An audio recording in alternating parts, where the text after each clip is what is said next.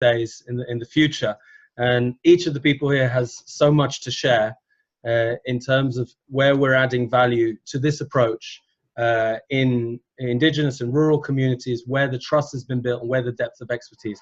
So I'm about to hand you over to Declan Conway, who has been not just a partner, but also a mentor in many ways. He is leagues and light years ahead with his natural capital exchange, which is allowing peer-to-peer economic development and trading of these assets.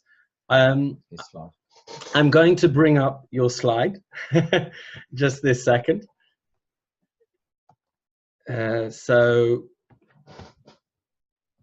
the joys of technology. That's why you're the guy who built the technology. So over to you, Declan, and thank you. Thank you. Thanks, David. First of all, thanks for organizing this. It's very nice to see everyone together, and when you see a jigsaw puzzle, the pieces come together like they have tonight, it's quite satisfying.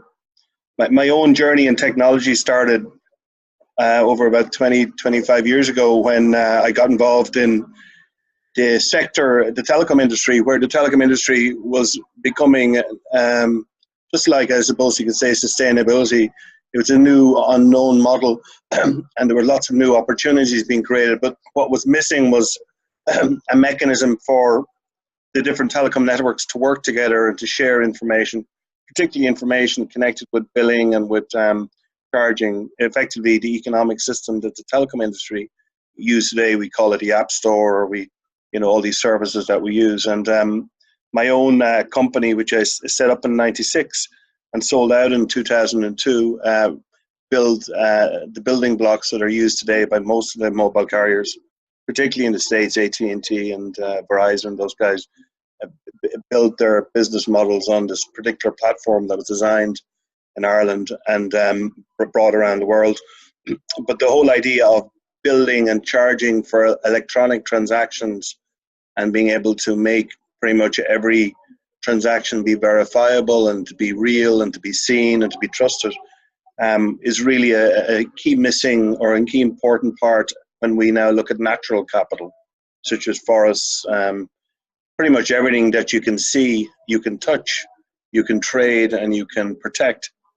And you need to have the mechanism to allow that. So when I exited from that particular company, I started now what is over a 15-year journey to get us where I am today, which effectively is really building the very same system that really manages the charging and the assets within the telecom industry and in the internet into the natural world, which in a very nice way means that we can take these wonderful assets that have been put together by your team and we can make them meaningful in the financial markets, in customers, literally in the whole supply chain.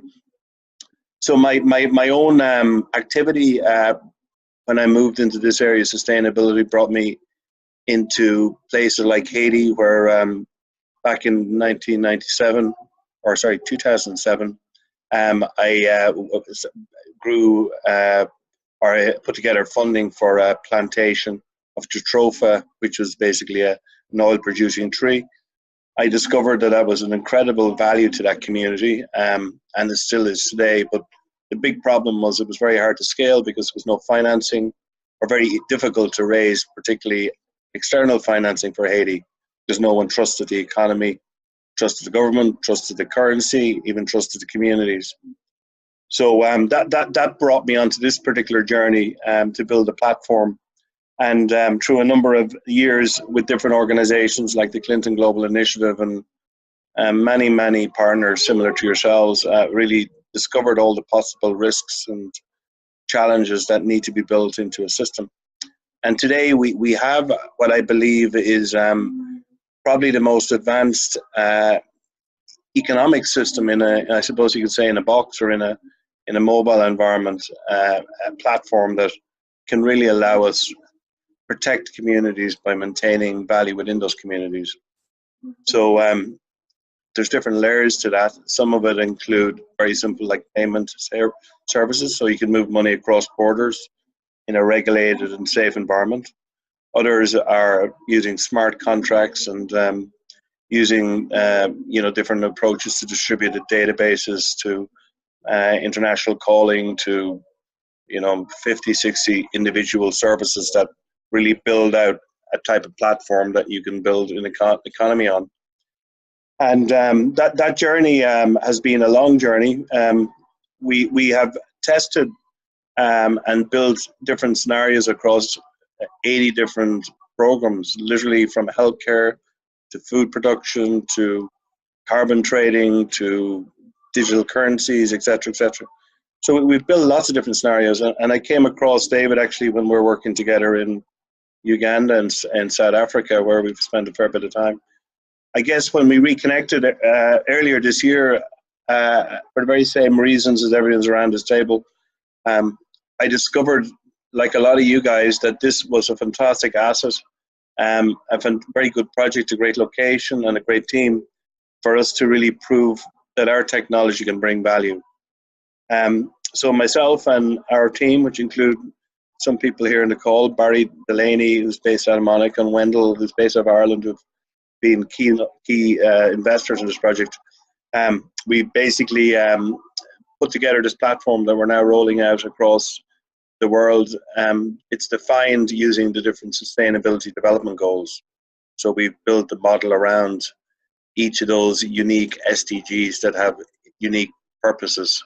And the technology is, and the platform is very easy to participate in. Literally, people can get up and running and trading immediately. And a really good example of that is that particular transaction in Costa Rica, shipping teak to Canada. We literally put that on the exchange today, and we can trade it, subject to one or two checks. In a very short period of time, we can actually take that asset and trade it. There's an incredible amount of natural capital in the world. Every of the 73 trillion square meters of land around there, every 9 square meter part of that has something. It is a tree, it is land, it is fish, it is people, it has got buildings. There's a lot of value, and that value now can be unlocked and brought back into the communities that own that value or certainly have built it. So our objective with our program in GSI is to really make and deliver a machine that everyone in the world who wants to participate in this shared economy can plug their machines and plug their systems in. And I'm not afraid to scale. Our first company reached a threshold of hitting 1 trillion transactions a day, which is what Google do in a year recently. And so we've really considered this as being a global platform with multiple business models and many, potentially hundreds of millions of hectares of land involved and maybe billions in time. So we have a very, very scalable model. But you have to start with very high impact and very measurable projects. So this is why this is a very good fit. And I really look forward to getting to know everyone personally and really getting to better understand the indigenous communities and their needs, Declan, thank you. Declan, thank you very much for that. Okay. And I very much look forward to, as you said, we're building out a product and a process around these assets which can scale to